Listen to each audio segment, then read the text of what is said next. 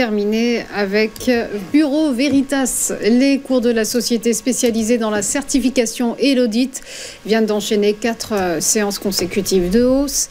Le titre a bondi de près de 26% depuis le 1er janvier, bien que le mouvement s'essouffle depuis 3 mois, non ?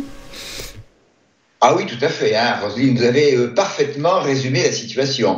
Donc on était dans un schéma qui était haussier jusqu'au milieu du mois de septembre, avec un plus haut historique dans la zone des 32-33 euros. Et puis c'est un graphique qui est un tout petit peu comme celui d'Air Liquide, mais un peu plus favorable quand même.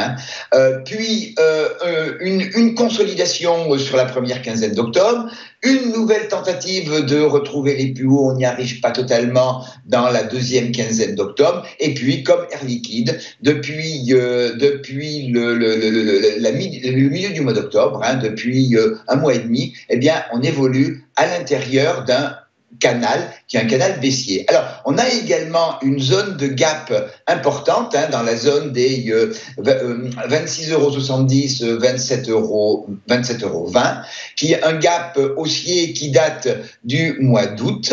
Alors, on a clôturé hier sur une grosse zone de résistance qui est constituée d'abord par le haut du canal baissier, la branche haute du canal baissier, une zone de résistance qui est sur la zone des 28,78 € et puis en résistance, la moyenne mobile sans période.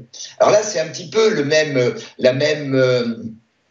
schéma, la même situation qu'Air Liquide, en étant néanmoins plus favorable. Première possibilité, eh bien, le petit mouvement haussier qui a commencé il y a une petite semaine, soit il se poursuit, on franchit les 28,78 pour aller vers la zone des 29,06 €, qui est une grosse zone à franchir quand même, puisque c'est une zone de polarité. C'est une zone qui a fait résistance au mois d'août, qui a été franchie, qui a été en résistance, au mois de juillet déjà, qui a été franchie au milieu du mois d'août après plusieurs journées d'hésitation. On est venu la retester, cette zone, ce niveau de 29,06 au début du mois de septembre. On l'a franchi. On est revenu au mois d'octobre à plusieurs reprises au contact de cette zone. On est revenu également au mois de novembre. Et j'aurai une vision positive sur Bureau Veritas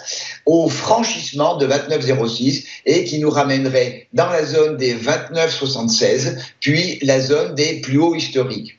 Si on a ce qui serait peut-être à court terme plutôt la vision qui est, eh bien, on ne franchit pas cette zone de résistance des 28,78, eh bien, on repartirait dans une rotation à l'intérieur du canal baissier avec un premier objectif et surtout sur la rupture de 28,58, qui est 28,56, qui est une zone également importante puisque c'est une zone qui a fait support au mois d'octobre. Elle a fait résistance autour du 18 novembre. Donc, c'est une zone de polarité. Donc, en cas de rupture de 28,56, eh bien, je viserai le niveau en dessous à 27,76, puis la zone du gap haussier. Alors, cette zone, comme pour Air Liquide, c'est quand même une zone qui est extrêmement forte. Donc, on peut envisager que si on n'arrive pas à franchir dans les jours qui viennent ma zone des 29,06, on risquerait d'y retourner, mais il y a quand même une bonne probabilité pour que ce gap tienne quand même.